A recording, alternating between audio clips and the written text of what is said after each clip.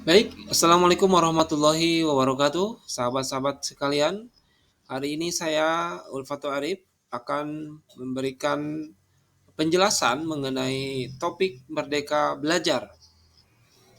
Em,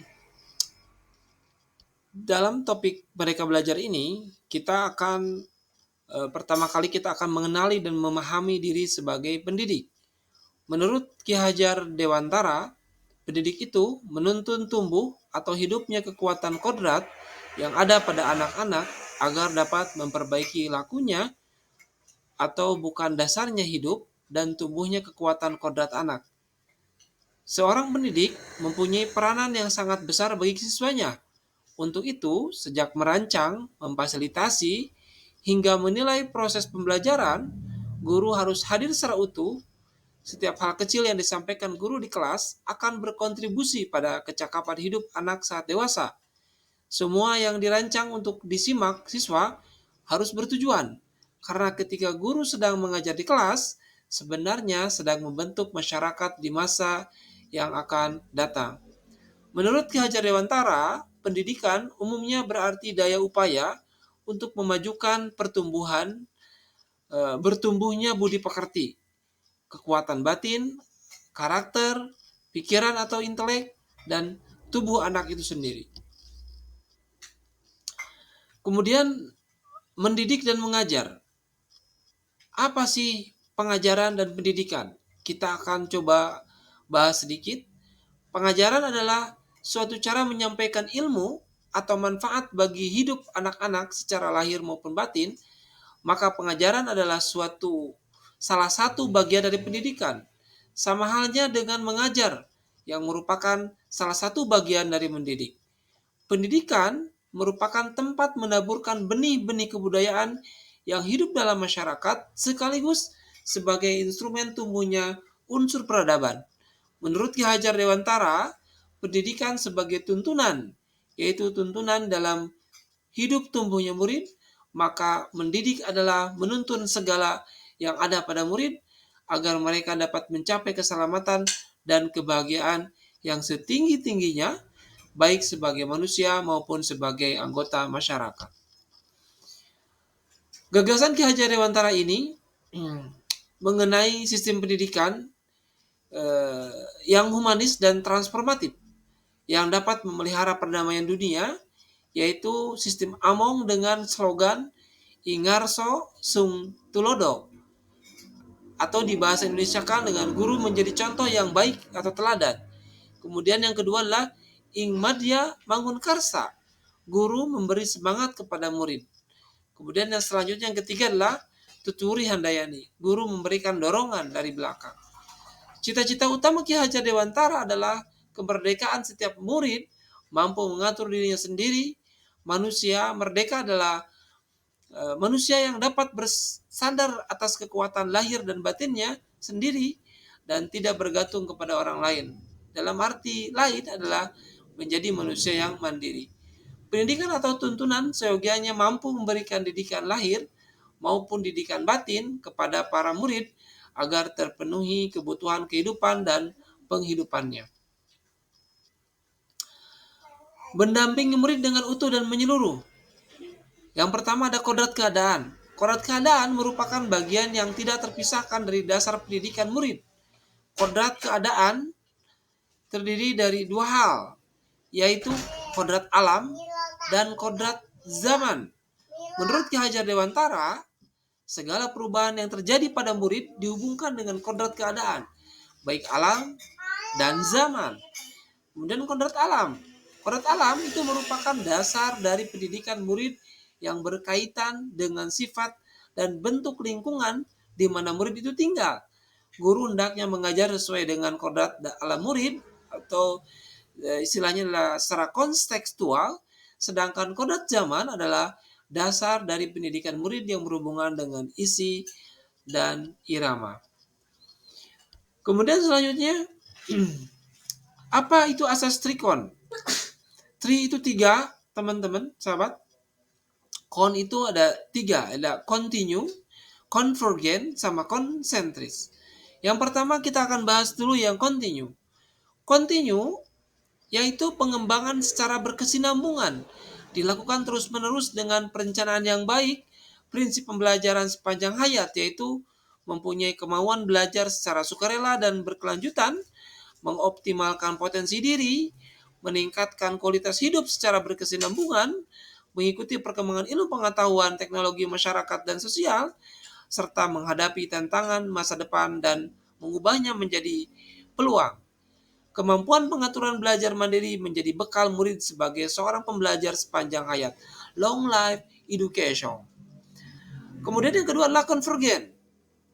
Bersama bangsa lain mengusahakan terbinanya karakter dunia sebagai kesatuan budaya umat manusia sedunia, tanpa mengorbankan nilai atau identitas bangsa masing-masing. Menurut Ki Hajar Dewantara, Indonesia mempunyai beraneka ragam budaya yang perlu kita jaga dan rawat, maka kita hendaknya tidak lantas meniru kebudayaan bangsa lain dan melupakan kebudayaan dari leluhur kita, tetapi menerima budaya asing yang sesuai dengan kepribadian bangsa Indonesia. Kemudian yang selanjutnya yang ketiga adalah konsentris, bersifat terbuka tetapi tetap kritis dan selektif terhadap pengaruh kebudayaan di sekitar. Ki Hajar Dewantara menggambarkan manusia sebagai titik kecil yang kemudian bersama dengan yang lain membentuk lingkaran besar atau keluarga dan menjadi lingkungan yang lebih besar lagi atau organisasi. Pengembangan pendidikan yang dilakukan tetap berdasarkan pada kepribadian kita sendiri. Kemudian selanjutnya adalah mendidik dan melatih kecerdasan budi pekerti. Budi pekerti atau watak itu merupakan hasil dari bersatunya gerak pikiran, perasaan, dan kehendak atau kemauan sehingga menimbulkan suatu tenaga atau perpaduan antara cipta, kognitif, dan rasa afektif sehingga menghasilkan karsa atau psikomotor. Menurut Ki Hajar Dewantara, budi pekerti atau watak merupakan kodrat setiap manusia sehingga kita sebagai pendidik perlu memahami kodrat itu dan dapat mendampingi tumbuhnya kecakapan budi pekerti murid dalam kegiatan-kegiatan pembelajaran yang dialaminya. Kemudian ada teori konvergensi. Teori konvergensi didasarkan pada dua teori utama. Yang pertama, itu pada ada teori tabula rasa yang beranggapan bahwa kodrat anak ibarat kertas yang masih kosong yang dapat diisi dan ditulis oleh pendidik dengan pengetahuan dan wawasan yang diinginkan pendidik. Kemudian yang kedua adalah konsep teori negatif yang beranggapan bahwa kodrat anak ibarat kertas yang sudah terisi penuh dengan berbagai macam coretan dan tulisan. Ki Hajar Dewantara memberikan pandangan baru dari kedua teori tersebut dengan menggabungkan teori tabula rasa dan teori negatif menjadi teori konvergensi, yaitu kodrat manusia sebagai suatu kertas yang sudah terisi dengan tulisan-tulisan yang samar dan belum jelas arti dan maksudnya, maka tugas pendidikan adalah membantu manusia atau individu untuk menebalkan dan memperjelas arti dan maksud maksud tulisan yang samar tersebut yang ada pada kertas tersebut dengan tulis tuntunan yang terbaik. Melalui proses pendidikan kecakapan budi pekerti, murid tumbuh dan berkembang sehingga mampu mengendalikan tabiat asli dan watak biologis akan semakin tersamarkan dan menebalkan watak-watak baik murid yang akan mewujudkan kepribadian dan budi pekerti yang baik pula. Selanjutnya, pendidikan yang mengantarkan keselamatan dan kebahagiaan. Fungsi pendidikan, sahabat-sahabat, adalah untuk mengantarkan murid agar siap hidup dan memberikan kepercayaan kepada murid bahwa di masa depan mereka akan mampu mengisi zamannya demi mencapai keselamatan dan kebahagiaan mereka itu sendiri. Fungsi pendidikan akan berjalan itu sesuai dengan cita-cita Ki Hajar Dewantara jika guru memahami hal-hal berikut. Yang pertama, setiap murid itu mempunyai kodrat, kekuatan, potensi yang berbeda. Yang kedua, pendidikan hanyalah sebagai tuntunan. Yang ketiga, pendidik adalah menuntun murid untuk keselamatan dan kebahagiaan. Yang keempat, pendidik tidak dapat berkehendak atas kodrat, kekuatan, atau potensi murid. Tetapi pendidik dapat memberikan daya dan upaya maksimal untuk mengembangkan akal budi pekerti murid.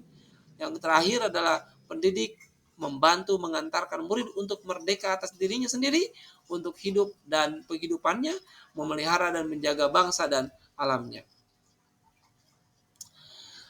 Guru bukan lagi satu-satunya sumber pengetahuan bagi siswa, tetapi guru berperan sebagai fasilitator pembelajaran di mana sebagai fasilitator guru menempatkan murid sebagai subjek atau individu aktif dalam pembelajaran untuk mencari dan membangun pemahamannya sendiri. Tuntutan pembelajaran abad 21, sahabat-sahabat sekalian, yang pertama itu menjadi pembelajar sepanjang hayat, long life education. Yang kedua adalah membangun konteks diri serta identitas suatu bangsa. Itulah tuntutan pembelajaran abad 21. Jadi menurut Ki Hajar Dewantara, bahwa tugas pendidik adalah mengembangkan seluruh potensi yang dimiliki oleh murid, yaitu kecerdasan karsa, rasa, cipta, dan karya, agar murid menjadi manusia yang seutuhnya. Kemudian kompetensi dasar literasi menjadi prasyarat wajib dalam pembelajaran abad 21. Selain itu, siswa juga perlu menguasai kompetensi mandiri, sehingga mempunyai pola pikir pembelajar, kompetensi berpikir kritis, kreatif, kolaboratif, dan komunikasi. Kemudian penilaian atau pengukuran. Penilaian atau pengukuran dimaksudkan untuk mengukur hasil atau dampak dari implementasi pembelajaran dari sudut pandang murid. Untuk itu, budaya-budaya memberikan nilai menggunakan angka dan membuat peringkat kelas perlu dirubah dengan sistem penilaian dan apresiasi yang tidak membuat harkat dan martabat murid terkoyak. Hubungan alam keluarga, alam sekolah, dan alam pergerakan pemuda masyarakat itu perlu dikuatkan dan diwujudkan dalam pembelajaran murid. Alam keluarga merupakan sistem kecil di mana anak tinggal dan mendapatkan pendidikan pertama yang penting dalam hidupnya, yang terpenting dalam hidupnya. Alam perguruan merupakan wadah yang memfasilitasi pengembangan intelektual murid serta menuntun murid menemukan wawasan ilmu pengetahuan yang lebih luas. Alam pergerakan pemuda atau masyarakat merupakan wadah yang memfasilitasi murid untuk mengaktualisasikan dirinya dan mengembangkan wataknya.